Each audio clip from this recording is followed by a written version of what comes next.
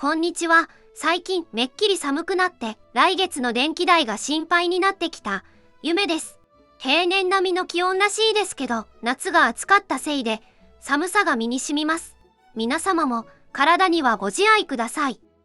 さて、今回のラジオ夢は以前配信した未来の希望という動画にてとても重要なコメントをいただき、私にとって考えさせられる内容だったのでお話しさせていただきます。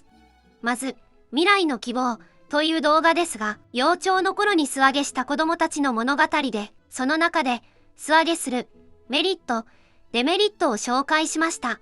で、その動画でいただいたコメントが、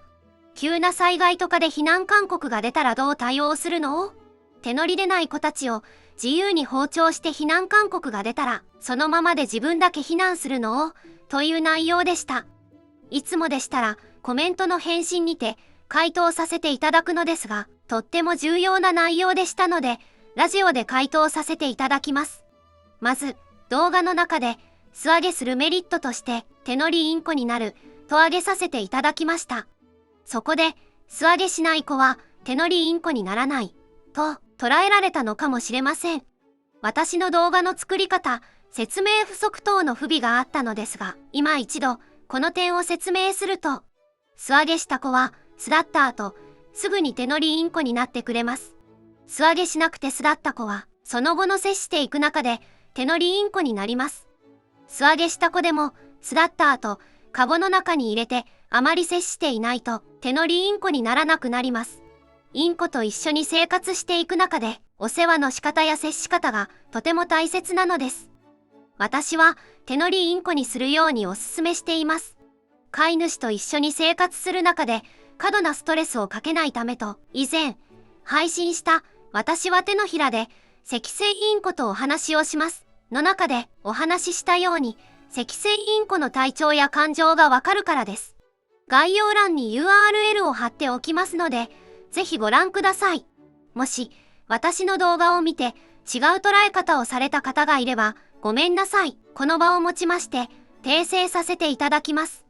それともう一つ、避難勧告が出たらどうするの？との話ですが、私は避難する時のイメージはしていました。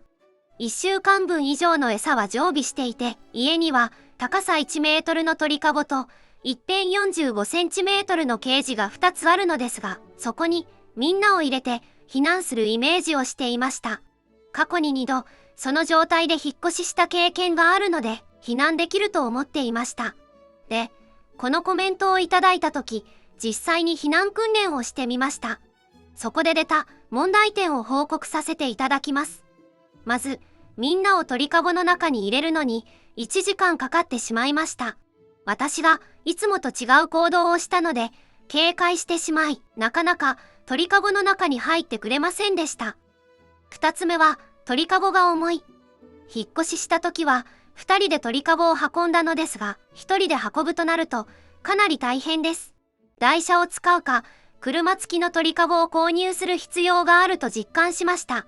避難場所は、近くに大きな公園があるので、そこに避難するのですが、寒い時期は、ヒーターとか必要なのかなと思いました。これからも、定期的に避難訓練はしていくことを考えていて、また、いろいろと問題点が出てくると思います。改善に改善を重ねて子どもたちを守っていきます。今回はコメントにてご指摘いただきありがとうございます。おかげでいろんなことを考えさせられるきっかけになりました。またコメントいただければ嬉しいです。これで未来の希望に対するコメントの回答は以上になります。今後の予定ですが、次のラジオ夢は年末にお送りする予定です。物語動画はいつも通り毎週土曜日にお送りします。お楽しみにしてください。それと、これはまだ未定なんですが、ライブ配信した方がいいのかなと思っています。ライブ配信の内容は物語動画の思いとか裏話とか、一番大きいのは皆さんとリアルタイムに交流できる点です。で、悩んでいることが物語動画がメインのチャンネルで方向性が違う動画を配信していいのかという点です。物語動画を楽しみにしてご視聴してくださっているのに、チャンネルや動画のイメージを崩すかもしれないと思っています。皆さんのご意見を聞かせていただけたら嬉しいです。それでは最後までご視聴いただきありがとうございます。これからもよろしくお願いします。ゆめでした。